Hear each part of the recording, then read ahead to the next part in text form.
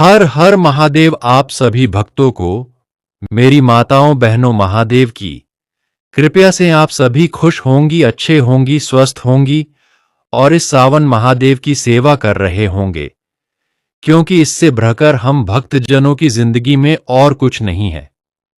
क्योंकि महादेव ने हमें अपनी सेवा करने का अवसर दिया है, इससे बढ़कर हमारे लिए सौभाग्य की क्या बात होगी। और सावन भी आ चुका है, हमें अपने इष्ट देव भगवान शंकर की भी पूजा करनी है, उनकी सेवा करनी है, क्योंकि यही वह समय होता है जब हम भगवान शंकर जी को अत्यंत खुश कर सकते हैं, प्रसन्न कर सकते हैं। आज हम इस पर चर्चा करेंगे कि सावन के दिनों में भगवान शंकर जी तक अपनी आवाज कैसे पहुंचाए, अपने दुख दर्द, अपनी पीड़ा अपने इष्ट देव तक कैसे पहुंचा सकते हैं और इसका क्या उपाय है और आपको किस दिन यह उपाय करना है। आप सभी भक्तजनों में कुछ लोगों का मन इतना चंचल होगा कि वो ये वीडियो भी पूरा नहीं देख सकते, इसलिए भगवान की कृपा आप पर नहीं हो पाती, क्योंकि आप उपाय ही नहीं करना चाहते हो। क्योंकि हर भक्त किसी न किसी वजह से परेशान है। शादी नहीं होती, बच्चे नहीं होते, घर में क्लेश रहता है, कारोबार नहीं चलता, व्यापार नहीं चलता, नौकरी नहीं लगती, हर चीज से कोई ना कोई परेशान है। हर किसी व्यक्ति की लाइफ में समस्याएं हैं। उन समस्याओं को भगवान शंकर जी तक कैसे पहुंचाना है, आज उसी के बारे में हम बताएंगे। समस्या अनेक, समाधान केवल एक। आप चाहकर भी इस वीडियो को छोड़कर नहीं जा सकते, क्योंकि आपको भी कोई ना कोई समस्या है। ध्यान से सुनना, किसी भी एक बात को दोबारा रिपीट नहीं करूंगा, वीडियो थोड़ी सी लंबी हो जाएगी, लेकिन समाधान है, 100% है। गारंटी देता हूं, एक नहीं लाखों लोगों की जिंदगी बदल सकती है। इस वीडियो से बैठ जाओ, जहां भी हो शांति से सुनो। इस वीडियो में हम क्या बताना चाहते हैं। कुछ भक्त बोलते हैं रुपये 11 की अरदास से क्या होता है, सावन में भगवान शंकर जी को अरदास कैसे लगाई जाती है। आपने ये वीडियो कहीं ना कहीं पहले भी देखी होगी, पर इस वीडियो में हम जो बताएंगे वह किसी ने नहीं बताया होगा। शांति से बैठ जाइए और आराम से इस वीडियो को सुनिए, कुछ ना कुछ नया सीखने को मिलेगा। गारंटी लेता हूं, आपके सभी दुख दर्द समस्या सावन के महीने में ही खत्म हो जाएंगे। तो अब हम आपको बताएंगे आपको क्या करना है, कैसे अपने हृदय की आवाज को भगवान शंकर तक पहुंचना है। तो ध्यान दीजिए, इसकी संपूर्ण विधि क्या है। सबसे पहले अपने पूजा स्थान पर बैठ जाओ। उसके बाद जो भी परेशानी है भगवान शंकर जी को बोल दो कि है परम पिता परमेश्वर, यह परेशानी है। अब उससे पहले आपको करना यह है, सबसे पहले आप बाजार जाओ, बाजार से एक नारियल ले आओ। नारियल सूखा होना चाहिए, पानी वाला नारियल आपको नहीं लेकर आना है। इसके बाद एक नया लाल पेन ले आओ।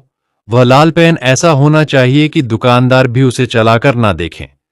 फिर एक कॉपी का साफ पेज लीजिए, हो सके तो आप कॉपी का प्लेन पेज लो। इसके बाद आप फिर अपने पूजा स्थान पर बैठ जाइए। जो भी परेशानी है आपको, आप उस परेशानी को उस पेज पर लिख दीजिए। परेशानी किसी को बताने लायक हो या ना बताने लायक हो, किंतु आप उसे लिख दो। इस दौरान यह सावधानी रहे कि कहीं भी आपको अपनी परेशानी लिखते समय नहीं शब्द का प्रयोग नहीं करना है। जैसे मेरी नौकरी नहीं लग रही है, मुझे नौकरी नहीं मिल रही है, मेरी शादी नहीं हो रही है, मेरे घर में पैसा नहीं रुकता है, मेरे घर का कोई भी काम नहीं बन रहा है, ऐसा आपको बिल्कुल भी नहीं लिखना है। बस ये याद रखो कि जब आप ये सब लिखोगे, इसमें नहीं कभी नहीं आना चाहिए। तो अब आपके मन में प्रश्न होगा कि क्या लिखें, जब ये सब नहीं लिखना है तो कैसे लिखें। तो मैं आपको बताता हूं आपको कैसे लिखना है। आपको लिखना है कि है शंकर भगवान बाबा, मुझे जल्दी से नौकरी दिला दो, मेरे घर के सभी काम जल्दी बन जाए, मेरी शादी जल्दी हो जाए, मेरी सभी परेशानी जल्दी खत्म हो जाए, आपको ये सब उस कागज पर लिख देना है। और एक बात यह भी ध्यान रहे, कहीं भी आपको कागज पर क्रॉस का निशान नहीं लगाना है, यानी लिखा हुआ कट नहीं करना है, वरना आपकी अरदास काम नहीं करेगी। अगर कुछ ऐसा हो जाता है तो एक नया पेज ले ले और उस पर इस अरदास को लिखें। आपकी जो भी समस्या हो, किसी भी प्रकार की समस्या हो, धन की समस्या हो, बीमारी की समस्या हो, नौकरी की समस्या हो, चाहे किसी भी प्रकार की समस्या है, मेरे बताएं अनुसार उसे पेपर पर लिख दें। जो भी आपने उस पेपर में अपनी अरदास लिखी है, उसे आप भगवान शंकर को बोल बोल कर सुना दें या बता दें। अगर आप बोल नहीं सकते कि कहीं कोई और आपकी आवाज ना सुन ले, तो मन में पढ़ पढ़कर उसे आप अपने भगवान शंकर को सुना दे। अब आपको क्या करना है, उस पेज के ऊपर 11 रुपए रख दो या 21 रुपए रख दो। जितनी भी आपकी श्रद्धा है उसके अनुसार आप उतने ही पैसे रख दो। मान लो आपने 11 रुपए रख दिए। अब उस पेज को मोड़ दो, फोल्ड कर दो। अब जो लाल धागा होता है, जिसे मोली बोलते हैं या फिर कलावा भी बोलते हैं, इससे आपको क्या करना है, उस पेज को जो आपके पास नारियल है, नारियल पर इस प्रकार धागे से बांध दो कि वो पेज निकल नहीं पाए। और आपको इस धागे को नारियल पर ज्यादा बार नहीं लपेटना है, उसके ऊपर बस 7 बार पेज को नारियल के ऊपर रख कर गांठ बांध दो। अब उस धागे बंधे हुए नारियल का आपको यह करना है, अगर आपके आसपास कोई भी भगवान शिव का मंदिर है जहां पुजारी जी सेवा करते हो, आप उसे वहां रख दीजिए।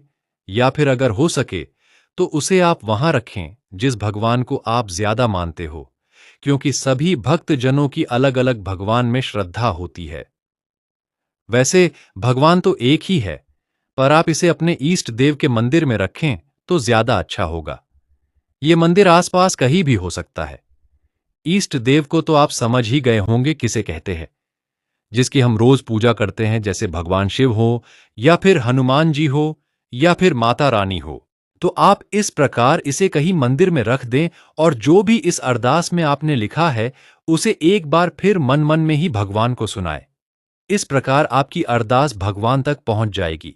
इसमें एक बात और भी है, अब अगर आपके आसपास कोई मंदिर नहीं है तो क्या करें, क्योंकि बहुत लोगों के आसपास कोई मंदिर नहीं होता है।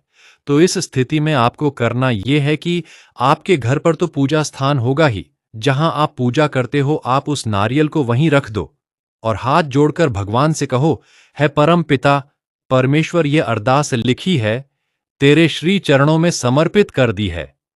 जिस दिन आप मेरी इस अरदास को पूरा कर दोगे, उस दिन इस अरदास को लेकर मैं आपके धाम आऊंगी या आऊंगा। अब जरूरी नहीं आप किसी प्रसिद्ध धाम ही जाओ, जैसे अमरनाथ, केदारनाथ, ऐसा कुछ नहीं। भगवान हर जगह विराजमान है। आप इसे किसी भी भगवान शंकर के मंदिर में या अपने इष्ट देव के मंदिर में दे सकते हैं। और इस उपाय को कोई भी स्त्री या पुरुष दोनों कर सकते हैं। इस प्रकार आप इस उपाय को किसी भी सावन के सोमवार में कर सकते हो।